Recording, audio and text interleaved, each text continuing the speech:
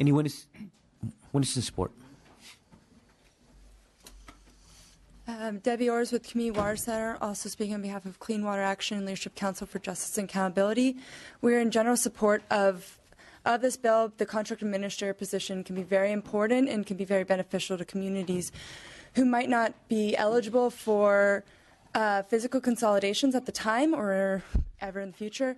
However, we have a few concerns which we've expressed to the author and to State Board staff, including some necessary protections for the communities to ensure that rates don't get raised beyond what is affordable, and also ensure that they have a say in the process of having that contract administrator brought in, and just to make sure that it's going to be sustainable in the short and long term. So we'll continue working with staff on this because we believe that this has a great goal of ensuring that communities have access to safe water, and it's a good extension of the physical consolidation from last year. So, thank you very much. Next witness.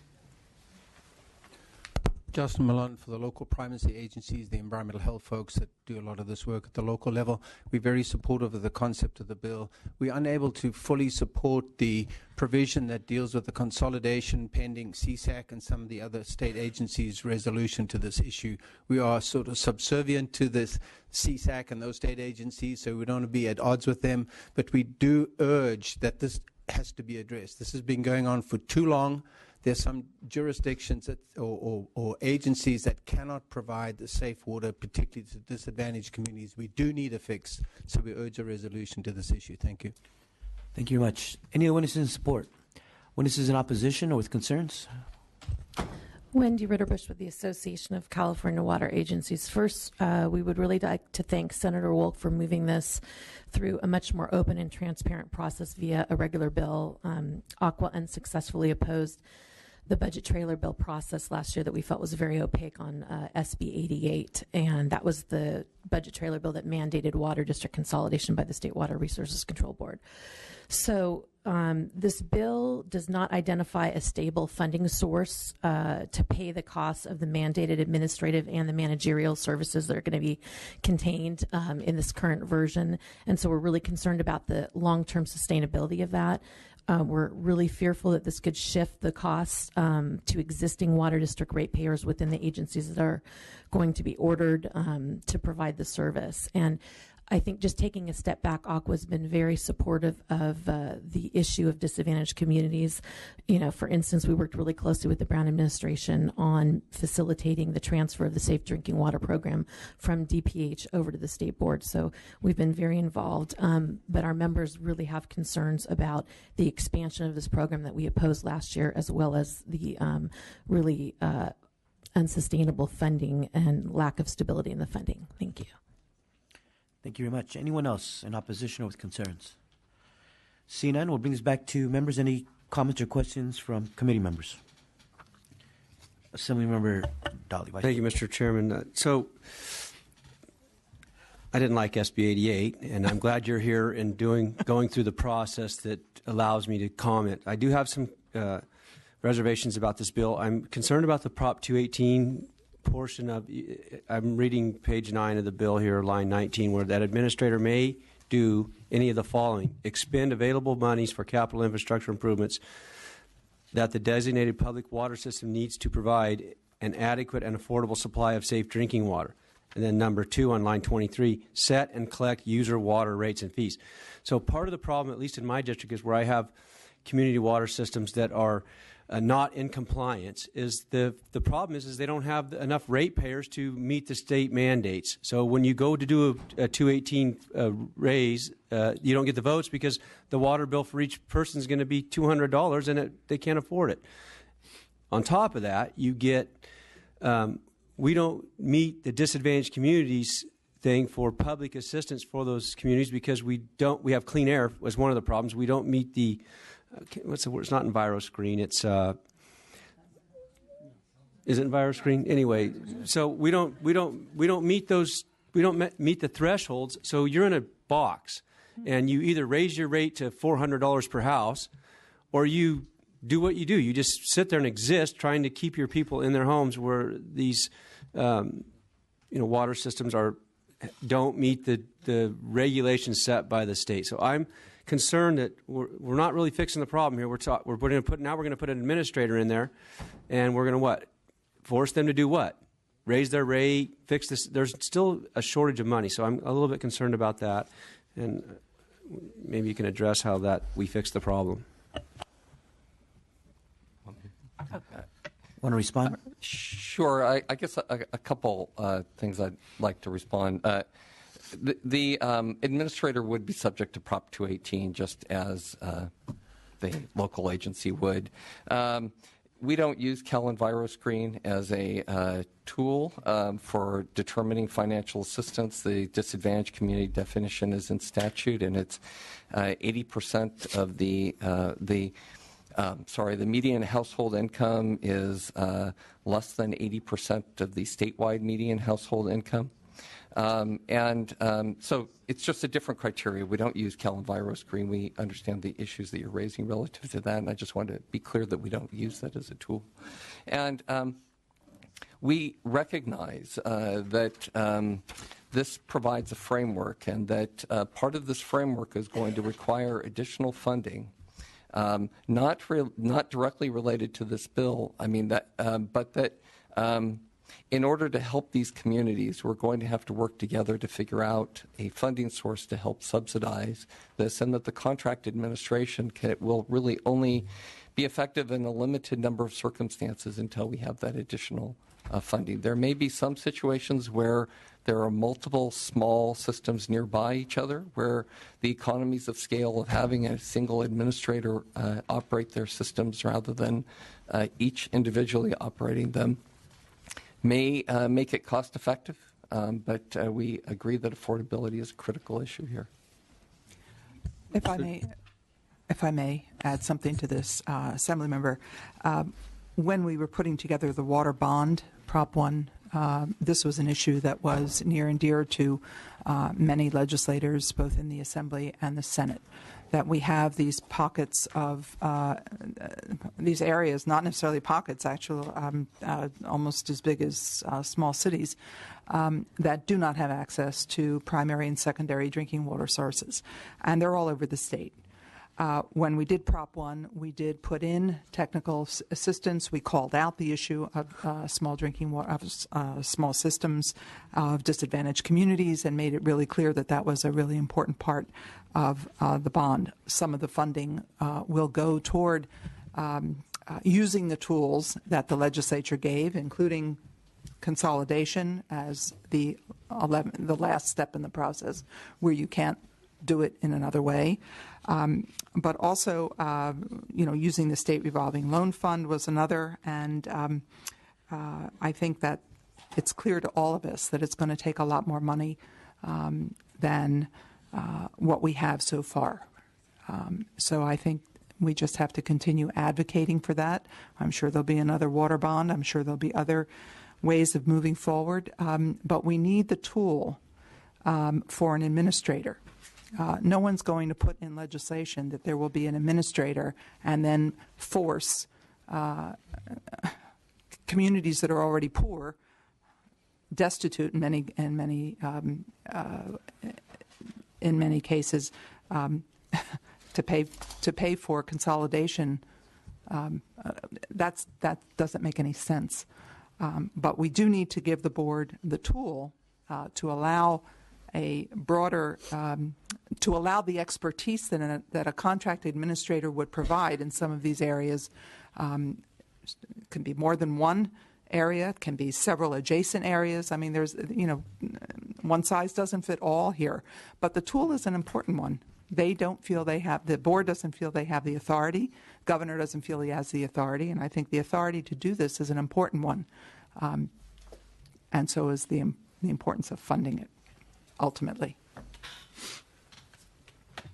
I don't want to belabor it, but I mean, this is very complicated, and I get you understand that. I mean, we looked at the Porterville case where we have had constituents in Mr. Alejo's district and others that have not had water for 3 years, and there's water right next door. We have LAFCO issues, we have county issues, we have jurisdictional issues. for God's sakes, we should be able to get these people some water. I understand where you're trying to go with this. I'm a little bit nervous about how we get there. And then on top of that, if you give them an administrator who has the ability to expend their monies, somehow we have to come to the point where we say, look, either we're going to fund it and we're going to help these disadvantaged communities, or we're not, and we need to figure that out. And if we're not, then you come with me, everybody that cares about this, to those little old ladies that are in their homes who are widows who can't afford to pay, but they will be more than happy to drink the water that they have available to them that they've been drinking for years in some cases, even though it may not meet the standard. Because if you run them out of their house either by rates or by water quality, they're still out of their house and they just want to survive there. So for me, I'm looking at trying to save those situations, and I'm not convinced this really helps us. I love the fact that you're bringing it through the committee and it's not coming through a trailer bill where we don't have the opportunity to talk about it. So I appreciate that. But for today, I'm going to lay off your bill until I can get my mind around how it really is going to affect those communities. And some of them aren't next to each other like it is in Porterfield. They're just out there on their own and they have nobody else to hook into. Yeah, so that's right. Yes, Assemblymember Arambula. So I want to thank you, Senator Wolk, for bringing this up. I come from a disadvantaged community. I do know. I have spent my life taking care of patients in an emergency department where we do not have access to safe drinking water, and I have seen the downstream effects of not having a policy where we treat people with respect. I believe that clean water is a right, and we should be fighting for it each and every day. I do share some of the concerns of the rates. Only, again, because when you come from the poorest part of the state, our people do not have enough resources and we're stretched too thin. I will be supporting this measure, though, because I think your heart is in the right place, and I think you are working towards a goal to get the right tools so that we can start to fix this problem. But I would ask that we really work on funding and making sure that we at the state have a funding stream to help to supply. When the speaker came down to the Central Valley, I took him to a small unincorporated area north of Raisin City, an area called Perry Colony, where there are 80 trailer parks within a 40-acre section. I had taken care of many patients, many kids, and there was a cluster of cancer. And when we went to go look at the area, what we found was because of the depleting groundwater, naturally occurring uranium was causing a spike in cancer cases. The lady who we saw, her 8-year-old daughter had cancer, her 2-year-old daughter had cancer, their neighbor's 4-year-old daughter had cancer as well. I am concerned when we do not have safe drinking water here in the United States. I feel at times that areas in my community are oftentimes treated like third world countries, and I'm glad that you're here fighting for this. So thank you. Thank you for that. Thank you very much. Anyone else? Senator Wilk, before you close, I wanted to add your comments because we've had other bills regarding the consolidation. Previously, Assemblymember Henry Perea had bills pushing for this. There was a lot of disagreement. It got put into a budget bill.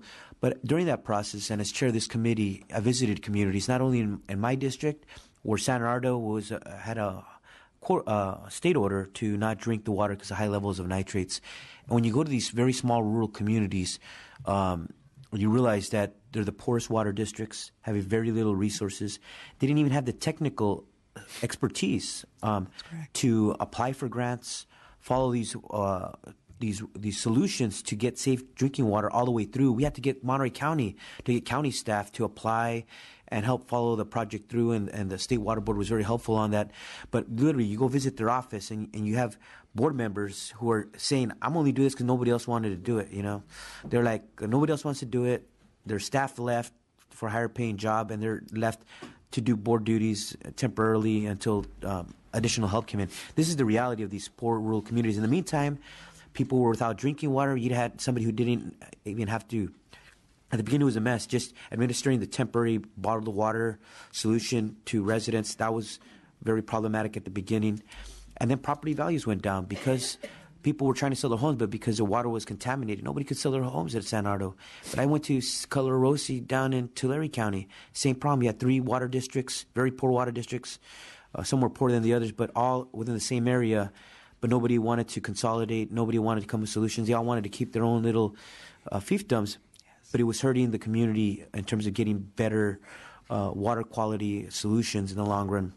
So for me, I see this as it took a while to get to where we're at, and now we're trying to do these other missing pieces to make it work better for these communities. And when this bill supported the human right to water as a concept in the state, I think one of the first states to do that, we knew that that was a great goal, but it's these bills, the follow-up bills, that actually work to make it a reality for the communities, especially the most disadvantaged communities, to have real solutions to have safe and clean drinking water.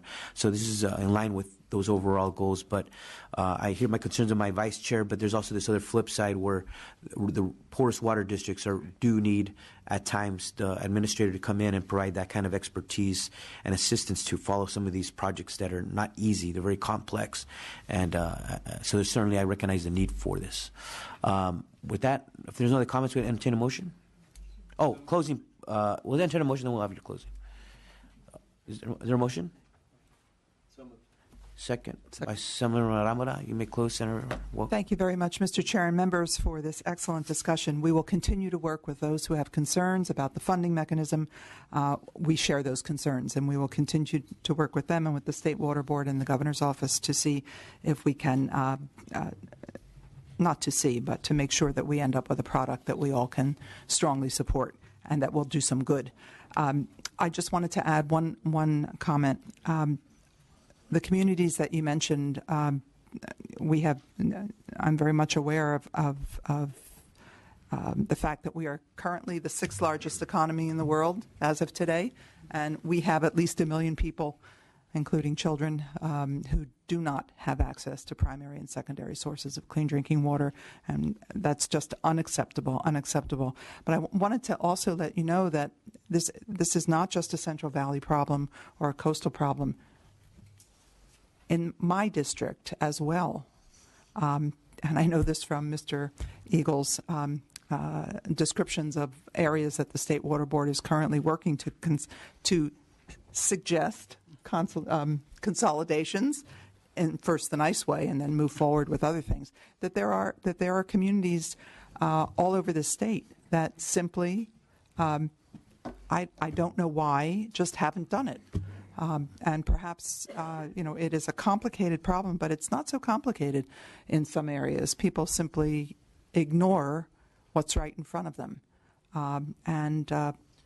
We just have to, I'm very pleased that this governor and the State Water Board, and with the support and actually the urging of the legislature, has said that won't stand any longer.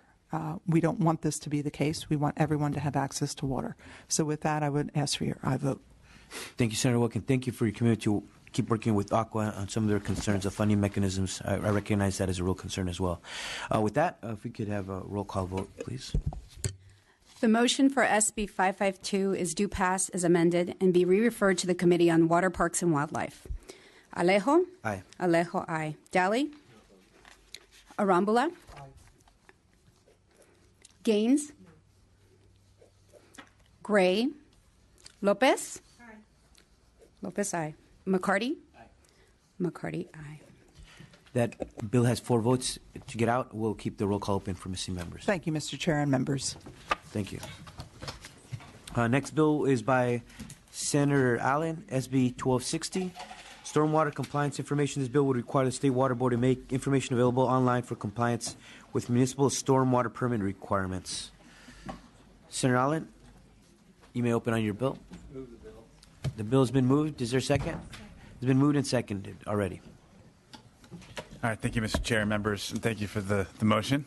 It's a very simple and straightforward bill with no opposition, and I will keep it very brief. As a result, cities and counties are required to ensure stormwater discharges meet water quality standards, but many struggle to fund the projects needed to clean up the pollution.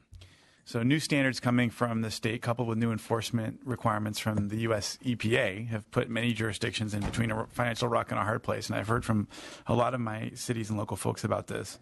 Jurisdictions lack the funding to meet the standards, but federal and state law provides harsh sanctions for noncompliance. In fact, a report from the city of Monrovia estimated that the cost for their city to address stormwater pollution was $15.6 million every single year. So Prop 1, our water bond, contains some money to help fund stormwater cleanup projects, but that's quickly dwindling. And it's clear we must help these municipalities find new funding, and that there are conversations happening on several fronts in this area. But in the meantime, the state really needs to provide municipalities with as much help as possible. So with this bill, we're asking the Water Control Board to establish an online resource center addressing the measures available for municipalities to comply with the stormwater permit requirements. This online resource center would include links to relevant state, federal, local agencies dealing with stormwater permits, would list potential mitigation measures. There's a lot more than obviously needs to be done in this area, but it will take us a step in the right direction in helping communities deal with this really important issue, and I hope to work further with folks who are interested in this. Thank you. And I ask for your vote. Anyone who's in support? Kyle Jones with Sierra Club California and supports a great bill to advance stormwater capture, which we all need. Thank you. Thank you. Anyone else in support? Anyone in opposition? See none. We have a motion. We have a second. Would you like to close, Senator? I respectfully ask for my vote. Thank you very much. Can we have a roll call on this bill? The motion for SB 1260 is due pass and be referred to the Committee on Appropriations. Alejo? Aye. Alejo, aye. Dally? Aye. Dally, aye. Arambula? Gaines? Gaines, aye. Gray? Lopez? Aye. Lopez, aye. McCarty? Aye. McCarty, aye. Arambula? Aye. Arambula, aye. That bill has 6 votes. 6 votes. We'll keep the roll open for Assemblymember Gray. Thank you, Senator. Thank you very much, Thank Senator. You, thank you. Last bill for today, and just on time, we have Senator Wajkowski, SB 1263, Public Water System Permits. This bill requires the State Water Board to review permit applications for new water systems and authorizes the Water Board to deny a permit if it is found that the service area of the public water system can be served by one or more currently permitted water systems. I understand there's been some recent meetings that have ironed out some of the last remaining issues. So, Senator, if you could please update the committee on those discussions, and you may open on your bill. I'd be pleased to, and I publicly want to thank ACWA and CBIA and the Water Board staff for spending the time working with me to get the language in the bill right. I think this is a very important measure to ensure that safe drinking water is provided to all Californians. SB 1263 is aimed at limiting the proliferation of small, unsustainable systems by strengthening the permitting requirements for new and altered public water systems. We have worked almost there with the language, but maybe we need a couple more days. You know, the state of the situation is that California, we have 7,600 public water systems. This is shocking when I found this out. And many of these systems are very small. They're in disadvantaged communities. The State Water Resources Control Board has found that these small systems are the majority of the systems that have been out of compliance for one or more of the water quality standards, and mainly because these systems lack either the economies of scale to keep the maintenance or and treatment up, or lack the expertise. And over time, these are the systems that have become unsustainable. And what they do is they put the public health at risk. And now we have, as the analysis points out, we have a human right to water. So the bill will provide better oversight of the state's interest in long-term sustainability and safety of all drinking water by requiring the State Water Control Board to review all new water system permits. I appreciate the thoughtful comments on in the analysis. I'm concerned with setting timelines in a bill that does not reflect the iterative nature of the review process contemplated in the bill, where we're going to be receiving that information over time. And I think if we put a time period in there, it may result in less disclosures from the parties that are there. The second concern, which, Mr. Chair, you talked about, is the board's permits, or the analysis about the board's permit denial authority that's been part of this ongoing discussion that I have with all the stakeholders. I think we've worked out some language, and I will continue to have conversations with your staff and provide that information as they're here, but we haven't landed on it. We'll work with the California water agencies, the California Building Industry Association, to refine the language to address the concerns raised. And I will represent you that I'll be happy to work with them and ensure that our commitment to the human right to water for every California actually means something. And with that, I respectfully urge an aye vote. Thank you, Senator Wachowski, and your work on this bill. Other witnesses in support?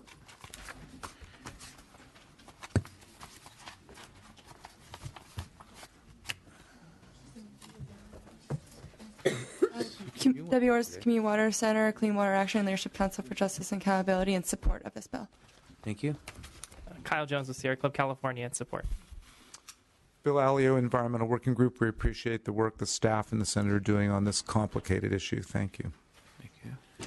Kelly Dillon on behalf of California League of Conservation Voters and Hilo Bay in support. Thank you. Anyone else in support? Witnesses in opposition?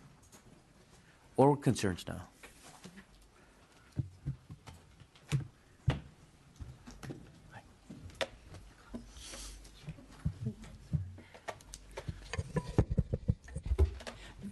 Thank you, Chair Alejo and members. Cindy Tuck with the Association of California Water Agencies.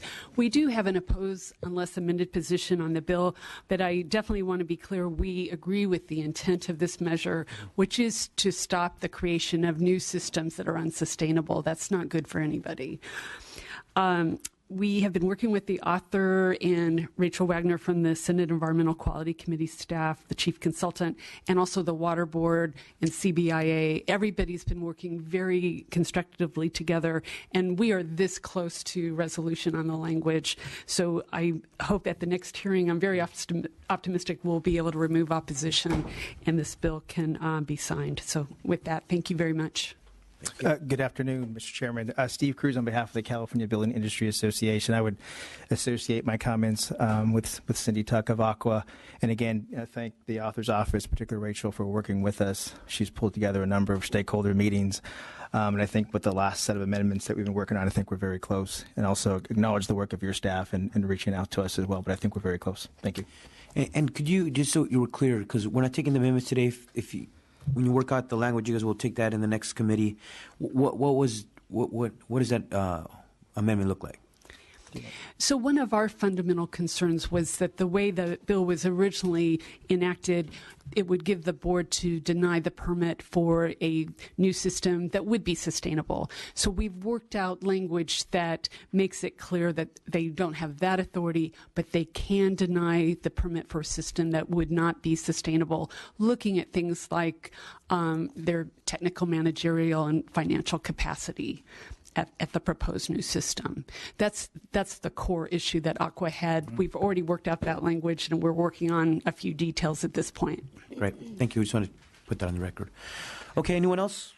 Any other comments? Senator Wachowski, you'd like to close? I would urge an aye vote. Entertain a motion? So moved. Moved by Assemblymember McCarty, seconded by Assemblymember Arambola. Thank you, Senator Wachowski, for your work on this and working with the stakeholders. With that, we're going to call the roll. The motion for SB 1263 is due pass and be re-referred to the Committee on Water, Parks, and Wildlife. Alejo? Aye. Alejo, aye. Daly? Arambula? Arambula, aye. Gaines? Gray? Lopez? Lopez, aye. McCarty? McCarty, aye. So bill that has 4 votes to get out. We'll keep it open for Senator Gray. Tada. Thank you. Thank you, Senator Wachowski. We will leave this hearing open for about 3 to 5 minutes until Senator Gray could be here to add on.